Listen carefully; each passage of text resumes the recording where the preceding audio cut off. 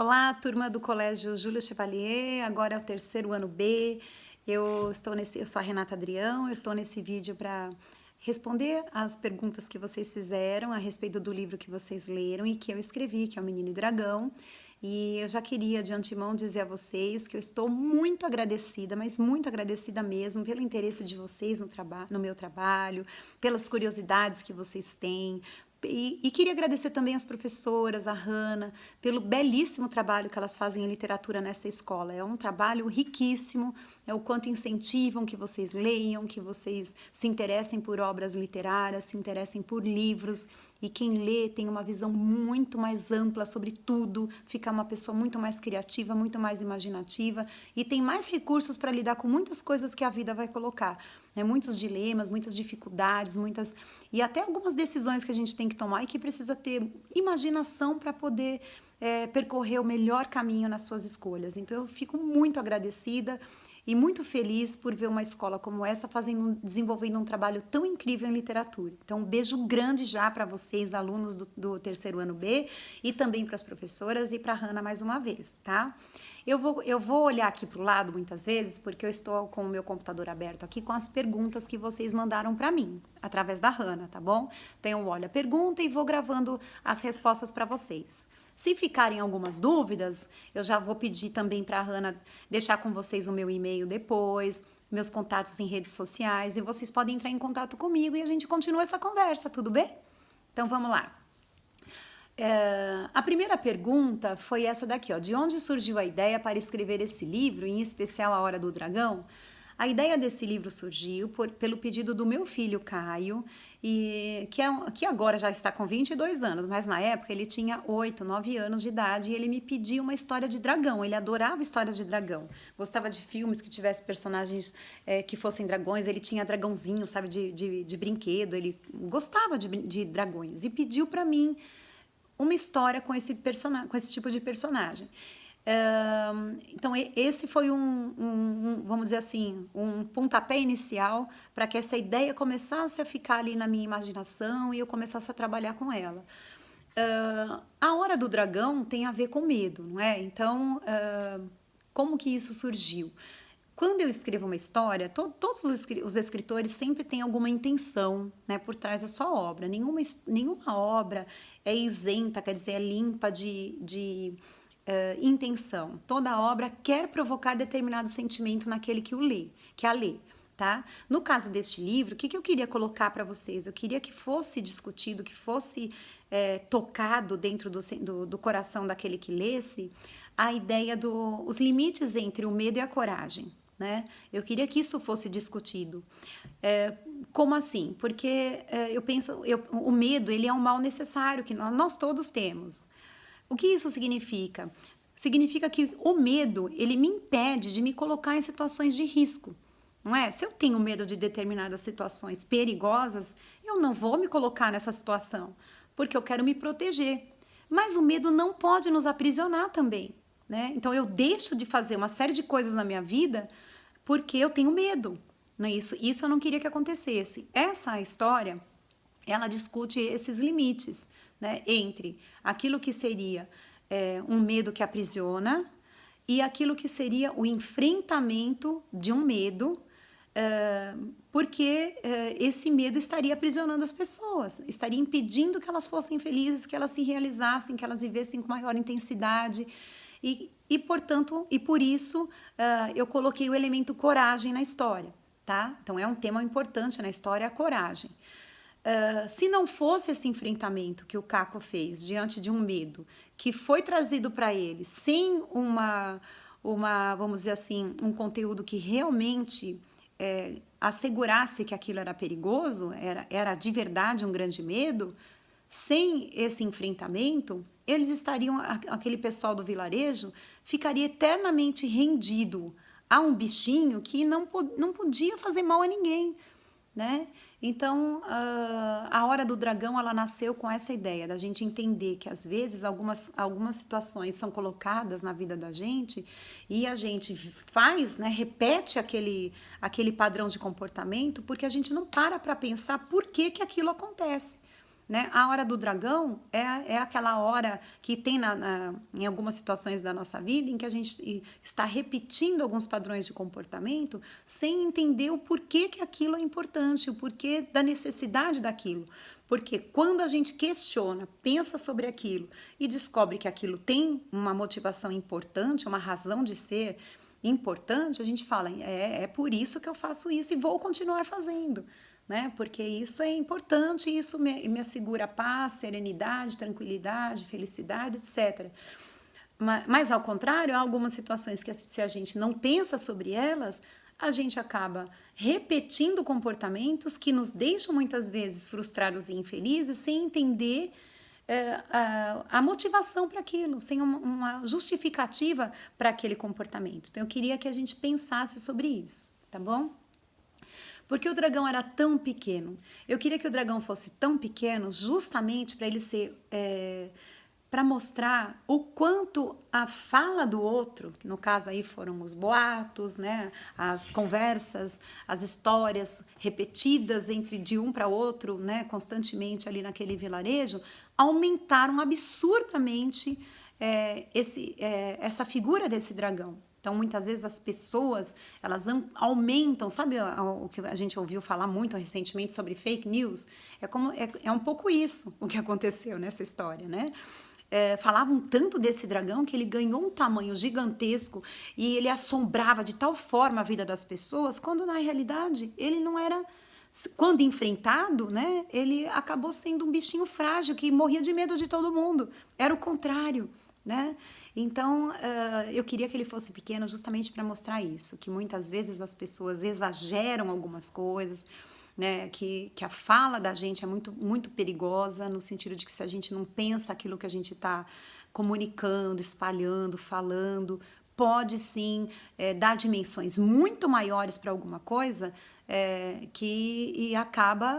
ao ponto de acabar criando uma falsa realidade, né? E se é falsa, ela não é realidade, que pode trazer infelicidade para os envolvidos, tá bom? Porque o menino queria saber de tudo? Isso é uma coisa que vocês sabem muito bem por quê. Porque crianças inteligentes como vocês são crianças que questionam, são crianças que querem saber, são crianças incomodadas, são crianças que fazem perguntas. E eu penso que fazer perguntas é fundamental nessa vida. Por que é fundamental? Porque a pergunta é que move a gente para o desejo de saber. É a pergunta que nos leva aos livros. São as perguntas que nos levam às pesquisas. São as perguntas que nos levam às descobertas. Então, o Caco era um menino que queria saber de tudo porque era um menino que tinha esse incômodo, essa curiosidade natural de criança e que não foi silenciada pelo medo. Então eu queria muito que também vocês se sentissem muito motivados a saber sempre mais, a querer perguntar, porque eu tenho certeza que aí no meio de vocês vai ter um monte de... já temos, né, um monte de pessoas criativas, inovadoras, de pesquisadores, de cientistas, de escritores até, de criadores de histórias de pessoas que vão ter muita coragem e muita determinação para inovar, para sair do comum, né? O Caco, ele tinha esse incômodo. E o meu filho Caio sempre teve esse comportamento, né? Era uma criança que queria saber, fazer perguntas. Você sempre gostou de ler e escrever? Sempre, viu? O terceiro ano B, sempre gostei de ler e escrever. Na idade de vocês, já faz um tempinho, né? Eu tenho 52 anos, então, né, quando eu tinha meus 10 anos, 9 anos, vamos entender que era uma época em que não existia internet, não existiam os videogames, eram outras formas de brincar, né? E então nas nossas horas vagas, além das brincadeiras com os amigos, brincadeira de rua, de quintal, assim, com os meus irmãos, além dessas brincadeiras comuns da época, uma das formas de lazer era assim a leitura, eram os livros. Eu era louca por livros. A minha mãe era diretora de escola e nós tínhamos muitos livros em casa sempre por isso, porque a minha mãe também era uma leitora voraz, né? Então, e eu acabava pegando um por um da minha estante Vocês podem olhar aqui atrás que eu ainda tenho muitos livros, ó. Eu ia pegando um por um e ia lendo tudo. Então, e eu acho fundamental isso, porque quanto mais a gente lê, mais vocabulário a gente tem, mais facilidade a gente tem para expressar o que a gente pensa, o que a gente sente, mais entendimento a gente tem sobre os fatos, sobre aquilo que chega até nós, sobre aquilo que a gente lê, que a gente ouve. Então, eu acho muito importante isso, mas ler e escrever sempre foi algo muito presente na minha vida, né? E eu gostava de escrever histórias também. Por que o dragão não atacou o menino? Ele não atacou o menino porque, na verdade, terceiro ano B, ele não atacaria ninguém, vocês perceberam? Ele era um bichinho que vivia acuado naquela caverna, solitário, e usava desse recurso de fazer o eco, né, com aquele vozeirão de dragão, porque era uma forma dele se proteger, porque ele temia, ele tinha medo da multidão lá fora, porque que poderia sim lhe causar algum mal. Então ele era um bichinho solitário que vivia numa caverna e que tinha medo do que estava além daquela caverna. Então ele não atacaria ninguém, de qualquer jeito, de qualquer forma. Tanto que ele pede para o menino, não é? Você se lembra vocês se lembram do que ele pediu? Que não falassem, porque as pessoas iam pegá-lo e as pessoas levariam. E aí tem um pouquinho também, eu convido vocês, quem não assistiu, eu queria que vocês vissem o filme do ET. Vocês já assistiram?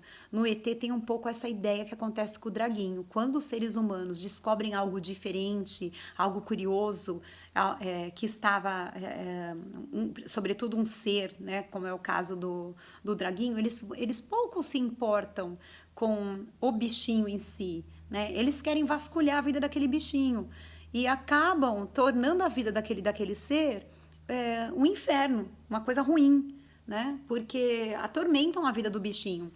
No filme do ET acontece isso, os cientistas acabam encontrando o ET, que o personagem Elliot, que é uma criança da idade de vocês, havia encontrado.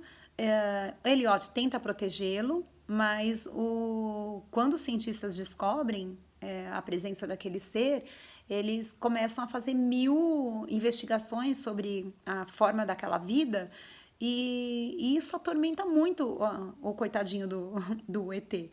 Então, tem uma crítica um pouquinho aí também a esse egoísmo, né, das pessoas que, às vezes, para seu interesse próprio, descuidam ou maltratam outros seres. A gente tem que tomar muito cuidado também com os limites daquilo que eu falei da curiosidade, né?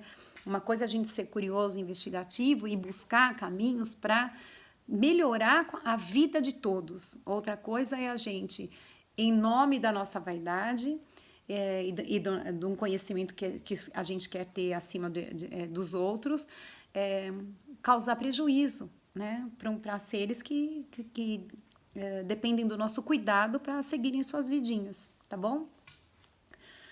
Com que idade você começou a escrever livros? Olha, livros mesmo assim, dizendo, eu vou escrever e este eu vou publicar. Eu comecei a escrever quando eu tinha 18 anos. Aos 18 anos eu comecei a escrever contos e eu dizia assim, agora eu quero realmente publicar, tá? 18, 19 anos. Nessa época eu já estava na faculdade de letras, que é a faculdade de quem quer ser professor de português, inglês, literaturas, né, que é o que eu sou também. Então, nessa época eu falei, eu quero publicar. E já escrevia com essa intenção. Mas quando eu era garota, né, da idade de vocês, assim, eu já escrevia historinhas e fazia ilustrações. E quando as visitas iam na casa da minha mãe, as amigas da minha mãe, eu pendurava um varalzinho assim com essas historinhas e eu vendia por 20 centavos, 50 centavos. Quer dizer, escritora eu já era desde criança, né? Então eu já publicava meus livros desse jeito. Eu fazia em folhinhas de sulfite, sabe? Livrinhos. E pendurava em casa no varalzinho assim e vendia para as amigas da minha mãe. Para a família, meus tios, sabe? Então eu já comecei desde cedo com essa intenção. Algumas histórias dos seus livros você viveu na vida real? Essa pergunta é bem legal. Terceiro ano B, assim, não necessariamente eu tenha vivido tudo que está naquilo que eu escrevo, mas os sentimentos que estão naquelas histórias, as emoções que estão naquelas histórias e alguns diálogos, sim, eles já aconteceram e foram inspiradores para a história do livro, tá?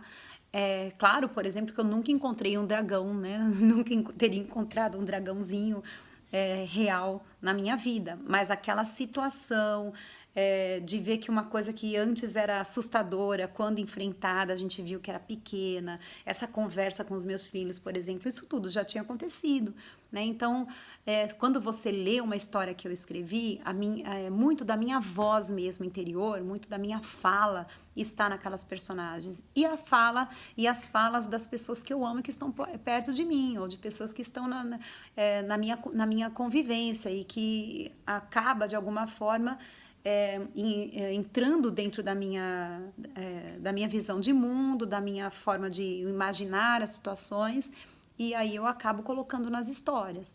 Então, eu acho que eu não sei se eu deixei claro, mas seria mais ou menos isso. Então, as situações muitas vezes não aconteceram tal e qual estão ali. Mas todas as emoções, a forma de pensar, a visão de mundo, os sentimentos, os valores que estão ali, tem a ver exatamente com quem eu sou e com como eu sou, tá bom? Terceiro ano B, eu encerro aqui, respondi as perguntas que vocês me mandaram. Eu espero ter atendido as dúvidas de vocês. Fica aqui o meu beijo enorme, cheio de gratidão para vocês, muito feliz por esse diálogo, mesmo que tenha sido através de vídeo. E nós sabemos que na atualidade isso é um recurso muito usado e que nos aproxima, porque torna possível um contato quando fisicamente isso não acontece, não é? Então eu fico muito feliz com esta possibilidade. Mais uma vez, meu muito obrigada a todos vocês dessa escola que eu tenho no meu coração, porque há muitos anos vocês fazem projetos incríveis usando o meu material, os meus livros.